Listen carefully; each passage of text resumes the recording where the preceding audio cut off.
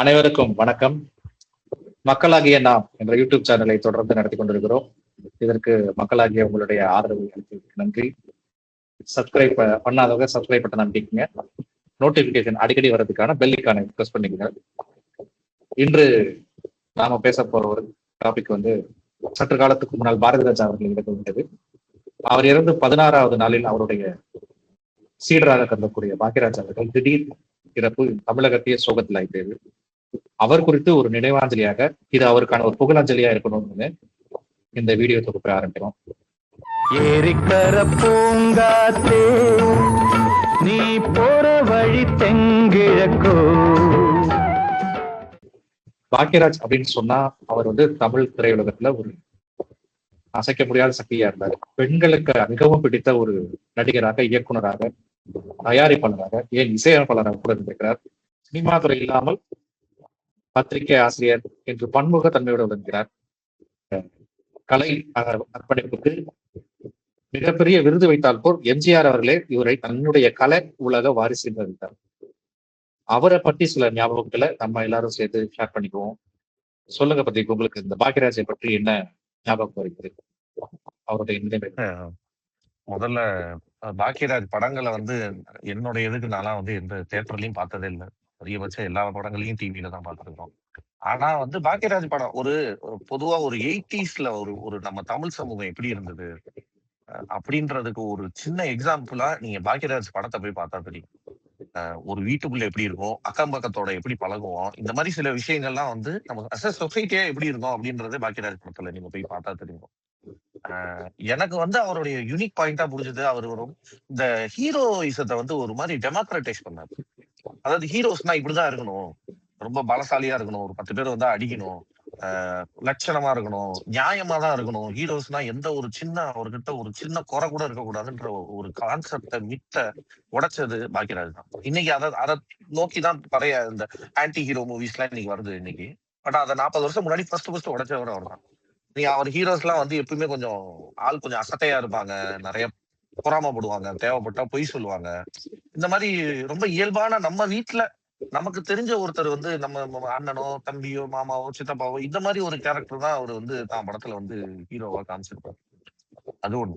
ரெண்டாவது, அவர் எப்பவுமே அவருடைய படங்கள்ல பாத்தீங்கன்னா பெருசா வில்லன் அப்படின்னு தனியா ஒருத்தர் இருக்க மாட்டாரு. ரொம்ப கெட்ட எண்ணங்கள் பிடிச்ச அந்த மாதிரி ஆட்கள் யாரும் இருக்க மாட்டாங்க. ஒரு சிச்சுவேஷனும் சந்தர்ப்பமும் சூழ்நிலையும் தான் அந்த இடத்துல வில்லனா நிக்கும். சோ யாருமே பெரிய நல்லவங்களும் இல்ல கெட்டவங்களும் இல்லைன்ற கான்செப்ட் பாக்கியராஜோட எல்லா படத்துலயும் அதை கொஞ்சம் டச் பண்ணிக்கிட்டே இருப்பாரு. அது ஒரு ரொம்ப சிறந்த குவாலிட்டி. பிளஸ் எனக்கு தெரிஞ்சு பெண்களை பத்தி பேசிய படங்கள் நிறைய இருக்கு. பெண்களை பத்தி தமிழ் சினிமா எவ்வளவோ அவங்களுடைய ஆங்கிள்ஸ் எல்லாம் புரிஞ்சிருக்கு. பாக்கியராஜ் ஒருத்தர் தான் ஆண்களை பத்தி பேசியிருக்காரு. ஆண்களுடைய பலவீனத்தை காமிச்சு அது ரொம்ப சாதாரண விஷயம், ஆண்களும் பலவீனமானவர்கள் தான், அது ஏற்றுக்கொள்ளக்கூடிய விஷயம்னு நிறைய இடத்துல காமிச்சவர் பாக்கியராஜ் தான். ஸோ பெண்களுக்கு முக்கியமா நீங்க சொன்ன மாதிரி ஏன் பிடிச்சிருக்கு அப்படின்னா, அதான் ஈஸியா அவங்க ரிலேட் பண்ணிக்க முடியுது. தங்க அவங்களுடைய வீட்டுல ஒருத்தரா இப்படி ஒரு கேரக்டர் இருக்காருன்றதுனாலதான் லேடிஸ்க்கு அவர் படம் ரொம்ப பிடிச்சதான்னு நான் நினைக்கிறேன். அது கரெக்ட் தான். அது மறுக்க முடியாத உண்மை. இன்னொரு விஷயம் நம்ம பாரதிராஜா சாரை பத்தி பேசணும். அதாவது தமிழ் சினிமா ஸ்டுடியோக்குள்ள இருந்து தமிழ் சினிமா அவுட்டோர்ஸ்க்கு கொண்டு வந்தது. கிராமம் சார்ந்த நம்ம டெய்லி சந்திக்கிற மனிதர்கள் சார்ந்த கதைகளை கொண்டு வந்தது பாரதிராஜா சார் தான். தமிழ் சினிமாவை பாத்தீங்கன்னா முந்தி ஸ்டோரி டிபார்ட்மெண்ட்டுக்குன்னு ஒண்ணு தனியா இருக்கும், டைரக்ஷன் தனியா ஒருத்தர் பார்ப்பாரு, ஸ்டோரி டைலாக் எல்லாமே தனித்தனியா இருக்கும்.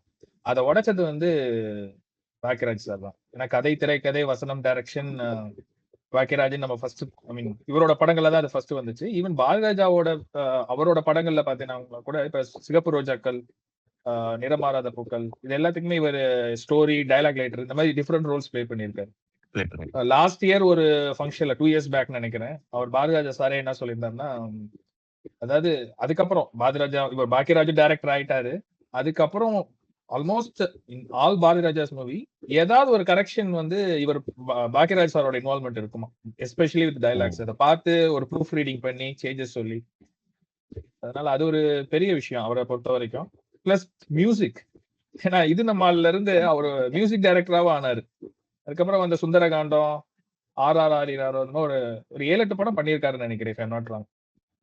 நல்லா மியூசிக்கையும் அவரு ஆமா, அவரு வாலி நம்ம பாடலாசிரியர் வாலி ஒரு ஃபங்க்ஷன்ல சொல்லியிருப்பாரு. சொன்னாரு. அவர் ரொம்ப சீரியஸா உட்காந்து கத்துக்கிட்டு இது பண்ணி அந்த இது நம்மளுக்கு பாட்டு எழுத போனப்ப ஒரு பாட்டு ரொம்ப அசந்து போயிட்டான். அதுல பாட்டுமே நல்லா இருக்கும்.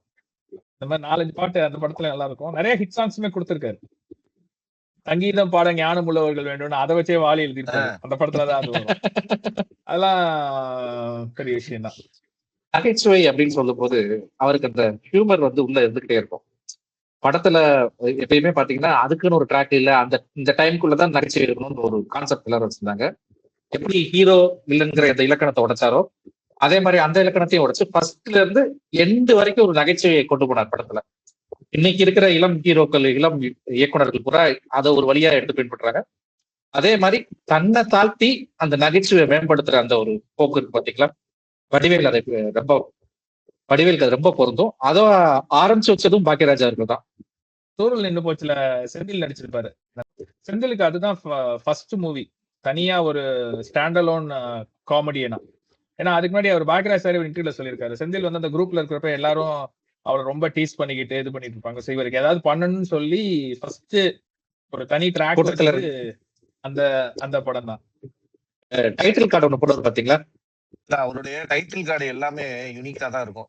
ஒரு கை யோசையில வந்து தண்டவாளத்துல போய் தற்கொலை பண்ணிக்கிற மாதிரி போய் நல்லா அப்படி இருக்க படத்துக்கு ஒரு பக்கத்து ட்ராக்ல ட்ரெயின் போகும். சுந்தரகாண்டத்துல வந்து ஒரு தாத்தா வந்து மூட்டை தூக்கி தள்ளிக்கிட்டு இருப்பாரு. அப்ப இவர் போய் வந்து மூட்டை மேல தூக்கி அப்படின்னு அந்த இடத்துல கதை தெரிக்கிறது வசந்த் பாக்கியராஜன் இருக்கும். இதுல எல்லாத்துக்கும் ஹைலைட்டா ஒரு டைட்டில் கார்டு இருக்கு. எதுன்னு சொல்லுவோம், சின்ன வீடா சின்ன வீட்டுல டைட்டில் கார்டு எடுத்த உடனே சிவன் பார்வதியை காமிச்சிட்டு இருப்பாங்க. அப்படியே ஜூம் ஆகி கங்கையை போய் காமிச்சு சின்ன வீடு அப்படின்னு போட்டுருப்பாங்க. அந்த டைட்டில் கார்டுக்கு முன்னாடி சின்ன வீட்டுல ஒரு லைன் வரும். இது வந்து என்னுடைய பர்சனல் அனுபவ ரீதியான கதை எனக்கு அல்ல, நமக்கு நின்று போச்சுல. இவர் மாப்பிள்ளையே பாக்கிறதுக்கு ஒரு மாப்பிள்ளை தோழனா கூட்டி போயிருப்பாரு. அவன் நல்ல சிவப்பு அழகா இருப்பான். ஒரு அம்மா வந்து அவன் தான் மாப்பிள்ளை நினைச்சு பேசும். என்ன மாப்பிள்ளை தோழனா ஒருத்தர் கூட்டிடுவேன், நல்ல பிள்ளையா கூட்டிடுறாரு, அவன் மூஞ்சி மொழியும் பாரு திருட்டு பையன் மாதிரி. இது கேட்டுக்கு ஒரு மஃப்ளர் வேற அப்படின்னு மொத்தமா டேமேஜ் பண்ணிடுற அந்த அம்மா. அது ஒரு சிரிக்காம ஒரு மாதிரி ஆன்னு வளைச்சு வைப்பார்ல, அப்ப கூட பாக்கியராஜ் நம்பியார காமெடி பண்ண வச்சது எனக்கு தெரிஞ்சு அந்த படத்துல தானே. அதுக்கப்புறம் மேபி வந்திருக்கலாம். இல்ல அது ஒண்ணு. இப்ப அந்த பொண்ணு பாக்குற சீனு ராஜேஷ் சொன்னதுனால அந்த இதையும் சொல்றேன். ஐ திங்க் அந்த படத்துலதான் வந்து அந்த ஒரு புரோட்டோடைப்பே உடைச்சிருப்பாரு. பொண்ணுதான் வந்து காஃபி கொடுக்கணும்ன்றத உடைச்சு இவர் சுலோச்சனா கேரக்டர் வந்து அழுக ஆரம்பிச்சிருவாங்க. டக்குன்னு இவர் போய் எடுத்து ஒரு காமெடி ஒண்ணு இமீடியட்டா பெண்கள் மனசுல போடுற மாதிரி ஒரு சீன். இல்ல ஒரு பெண்களுக்கு இயல்பா தானே இருக்கும். ஒரு இடத்துல பொண்ணு பார்க்க வந்தா பதட்டமா தான் இருக்கும். அந்த நம்ம சினிமால வந்து பொம்மை மாதிரி வந்து காஃபி கொடுத்துட்டு போறது மட்டும் தான் இருக்குமே தவிர அத ஆக்சுவல் உண்மையா என்ன மனநிலை இப்போ ஒரு பொண்ணுக்கு இருக்குன்றத நல்லா காமிச்சிருப்பாரு. இல்ல ஆக்சுவலா நம்ம வீட்டு பெண்கள் வந்து மேடையில ஏறி கூட பேசுவாங்க, 1000 பேர் இருக்கிற இடத்துல கூட பேசிப்பாங்க. ஆனா அந்த ஃபர்ஸ்ட் டைம் அந்த பொண்ணு பார்க்க வரும்போது ஒரு பயம், ஐயோ அப்படின்னு ஒரு கண்ணறியாத பயம் வரும். அதெல்லாம் அருமையா காமிச்சிருப்பாரு. அது நம்ம சொல்றோம். நீங்க சின்ன வீடு சொன்னதுனால இந்த பாயிண்டை நான் சொல்லணும். அதாவது ஃபர்ஸ்ட் உமன் சினிமாட்டோகிராஃபர் விஜயலட்சுமின்றவங்க, பழைய டைரக்டர் பந்துலு அவங்களோட பொண்ணு. சோ சின்ன வீட்டுல தான் அவங்க இன்ட்ரோடியூஸ் பண்ணது இவர் தான். அதுக்கப்புறம் அவங்க நிறைய படம் பண்ணியிருக்காங்க. First woman cinematographer. நம்ம நம்பியாரை பத்தி பேசிட்டோம். நம்பியார் எனக்கு தெரிஞ்சு ஃபர்ஸ்ட் என் அறிவுக்கு தெரிஞ்சு காமெடியான கேரக்டர் பண்ணது இந்த படத்துல தான் நினைக்கிறேன். கட்டு சிவாஜி லாஸ்ட் பீரியட்ல சக்தியை யூஸ் பண்ணிக்கிற மாதிரி படங்கள் பெருசா அது எப்படி. ஆனா தேவன் மகனோ இல்ல வந்து நம்ம முதல் மரியாதையோ ஒரு இம்பார்ட்டன்டான மூவியோ ஈக்குவலி இம்பார்ட்டன்டான கேரக்டர் வந்து தாவணி கனவுகள். அதுதான் ஃபர்ஸ்ட் அந்த ட்ரெண்ட் செட்டரே அவர்தான். சிவாஜிக்கு ஒரு வெயிட்டான ரோல் கொடுத்து பண்ணது. அது 2 சீன் நான் சொல்லிடுறேன். ஒண்ணு வந்து ஒரு கடவுள் மறுப்பாளராக இருப்பாரு சிவாஜி.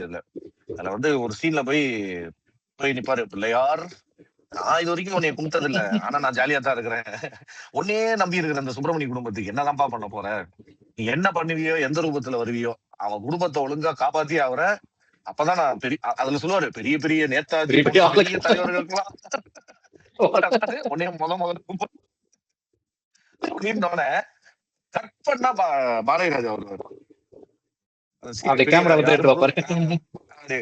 அப்படின்னு வருவாரு. அதுல லாஸ்ட்ல அவருடைய இறப்பு தருவாயில கூட லாஸ்ட்ல உடம்பு முடியாம போயிடும். அந்த ஃபைனல் ஸ்டேஜ்ல இருக்கும்போது அந்த பாக்யராஜோட தங்கச்சியை கூப்பிட்டு போய் நேதாஜி படத்தை எடுத்துட்டு வா, நான் அவன் முகத்தை பார்த்துக்கிட்டே தைரியமா சிரிச்சுக்கிட்டே சாகணும். இந்த பொண்ணு போய் கண்ணாடி எடுத்துட்டு வந்தோம். என்னம்மா கண்ணாடியை கொண்டு வரணும்னே, நீ உங்களுக்கு வேணா நேதாஜி வந்து ஒரு தலைவரா இருக்கலாம், ஆனா எங்களுக்கு நாட்டு பற்றுனா என்ன, தேசப்பற்றுனா என்னன்னு டெய்லி சொல்லி சொல்லி கொடுத்தது நீங்க தான். எங்க கண்ணுக்கு நீங்க தான் நேதாஜியா தெரியுறீங்கன்னு சொல்லி இருக்கும். நம்ம வீட்டுல ஒரு சுதந்திர போராட்ட தியாகியோ ஒரு ஐஎன்ஏ லீடரோ இருந்தா அவங்களுக்கு அவங்க மூலமா சொன்ன கதைகள் தான் நமக்கு அந்த தலைவர்கள் மேல அவங்க மேல ஒரு ஈடுபாடு வரும். ஒரு இது அந்த நாட்டுப்பற்றுங்கிறது அப்படியே அது ஃபாலோ ஆகி வரும். இன்னொன்னு, இப்ப நம்ம பாக்யராஜ் சாருக்கு வந்து அவரோட ஸ்டோரி, ஸ்கிரீன் பிளே, அவரோட கண்டென்ட் மேல எந்த அளவுக்கு கான்பிடென்ட் இருந்துச்சுன்னா, almost close to 25 movies Rajini, Kamal இந்த மாதிரி, ஏன்னா அவங்களா இப்ப ஸ்டார்டம்ல இருந்த ஹீரோஸ் இல்லையா, அவங்களோட கம்பீட் பண்ணி வந்திருக்கு. சின்ன வீடு படம் வந்தப்ப ஐ திங்க் படிக்காதவன், அப்புறம் ஒரு ஊர்ல ராஜகுமாரி வந்தப்ப வந்து பாஷாவோட வந்திருக்கு. அது மாதிரி தர்மத்தின் தலைவன் வந்தப்பையும் ராசுகுட்டின்னு நினைக்கிறேன். நிறைய படம். ஆமா, இது நம்ம ஆளு இந்த மாதிரி நிறைய படம் கிளாஷ் ஆயிருக்கு. நிறைய சக்சஸ்ஃபுல் மூவிஸ் வேற. அவர் திடீர்னு இந்த அன்எக்ஸ்பெக்டட் டெத், தமிழ்நாடே ஒரு மாதிரி அந்த டெத் நியூஸ டைஜஸ்ட் பண்ண முடியல, உண்மையா அப்படின்னு நம்ப முடியல. அப்ப அவங்க வீட்டுல இருக்கவங்களுக்கு அந்த கண்டிப்பா நம்மளோட அதிகமா பாதிப்பு இருக்கும், அவருக்கு ரொம்ப கூட பழகிறவங்களுக்கு இதை விட பாதிப்பு இருக்கும். ஆனா அன்னைக்கு இந்த ஊடகங்கள்னு பண்ண விஷயங்கள் ரொம்ப மனசு கஷ்டமா இருந்துச்சு. நான் ஏற்கனவே அஜித் அவங்க தாயார் இருந்தப்பயே அதை நோட் பண்ணேன்.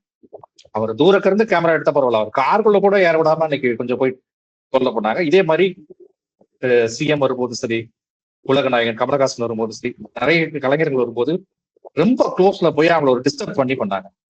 அத வந்து இந்த ஊடகங்கள் கொஞ்சம் திருத்திக்கணும். அதுக்கு அவங்கள திருத்துறதுக்கு அரசும் சில வழிமுறைகள் செய்யணும், காவல்துறையும் இது மாதிரி ஒரு கஷ்டமான சுச்சுவேஷன்ல இந்த மாதிரி ஏதாவது ஒரு கேமரா மட்டும் வச்சு எடுங்க, எல்லாம் க்ளோஸ்ல போய் எடுக்காதீங்கன்னு ஒரு ஸ்டாண்டிங் ஆபரேஷனை கொண்டு வரணும்னு இல்ல. அதான் அவங்க இன்னொன்னு, இந்த கேள்விகள்ன்ற பேர்ல ரொம்ப அபத்தமான சில கேள்விகள் அந்த தருணங்கள், சந்தோஷமான ஒரு இதுல கேட்கறோம்னா அது வேற. எல்லாரும் எவ்வளவோ கஷ்டங்களோட வந்து அவரை மிஸ் பண்ணிட்டோம்னு வரப்ப சில கேள்விகள் ரொம்ப அபத்தமா இருக்கு. கட்டாயம் அந்த எஸ்ஓபி ஒரு ரெஸ்ட்ரிக்ஷன் அதுக்கு கொண்டு வந்தே ஆகணும். ரொம்ப நிறைய பேசிட்டோம். பாக்யராஜை பத்தி ஆக்சுவலா நம்ம பேசணும்னா இன்னும் ரொம்ப ரொம்ப வாஸ்டான டாபிக் எல்லாம் பேசலாம். அந்த அளவுக்கு அவருடைய படங்கள் நம்மகிட்ட வந்து, அதாவது எப்பவுமே பெரிய பெரிய கதைகளை பேச நிறைய டைரக்டர் இருந்திருக்காங்க. ஆனா சின்ன சின்ன கதைகளை ஒரு ஒரு ஒரு அதாவது அவர் படத்துல வந்த எப்பவுமே ஒரு சின்ன சின்ன இன்சிடென்ட்ஸ் தான் கதையாகும். ஒரே ஒரு பொய்யா சாட்சி சொன்னதுனால என்ன ஆகுது, ஒரே ஒரு ஒரு கல்யாண வாத்தியார் மேல என்ன, இந்த மாதிரி ஒரு சின்ன சின்ன சிச்சுவேஷன்ஸ் தான் வந்து அவருடைய படம். ஆனா நமக்கு பாக்யராஜை பத்தி இறுதியா ஒரு வார்த்தை சொல்லி முடிக்கணும் அப்படின்னா, ரஜினி படங்கள் அந்த காலத்துல நமக்கு வந்து பெரிய பெரிய கனவுகளா தெரிஞ்சுது. கமலஹாசனுடைய படங்கள் வந்து நமக்கு பெரிய ஆச்சரியங்களை கொடுத்தது. பாக்யராஜ் படங்கள் வந்து நம்மை அதுவும் குறைகளுடன் நம்மளை ஏற்றுக்கொள்வதற்கான ஒரு படங்களாக தான் நான் பார்க்கிறேன். அப்படி சொல்லி முடிச்சா அது ஒரு கரெக்டா இருக்கும்னு நினைக்கிறேன். அதனால அவருடைய ஆன்மா சாந்தி அடையணும்னு நம்ம சார்பா நம்ம இறைவனை வேண்டி அவர்களுடைய இல்லத்தாறுல இருக்கும் தமிழ் தொழிலகத்துக்கும் அவருடைய இழப்பை வந்து ஈடு செய்யற மாதிரி வருங்கால இயக்குநர்கள், நடிகர்கள் தான் வருவாங்கன்னு நம்புறோம். இன்னொரு நல்ல நிகழ்ச்சியில் சந்திப்போம். நன்றி, வணக்கம். பொன்னான நினைவுகள் கண்ணீரில் கரையுது, ஏரிக்கர பூங்காத்தே நீ போற வழி தெங்கிழக்கோ.